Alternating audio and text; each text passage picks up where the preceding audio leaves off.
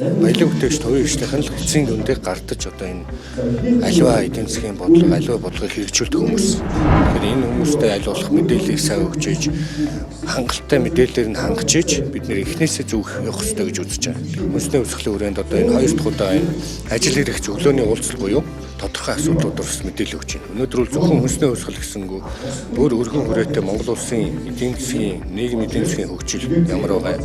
Дээрээс нь Монгол улсын ерөнхийлөгчийн эдийн засгийн бодлого цаашдаа юун дээр анхаарах юм, ямар асуудлуудыг хөндлөх юм, юун дээр илүү одоо хандж байгаа. Дээрээс нь яагаад энэ гурван хөдөлгөөнийг гаргасан бэ гэдэг дээр нэлээд дэлгэнгүй мэдээлэл өглөө. Эдийн засгийн утгаараа ер нь ямар асуудал байгаа юм бэ? Ажлын байрыг яаж нэмэгдүүлэх юм бэ? Эдийн засгаа яаж тэлэх юм бэ гэдэг.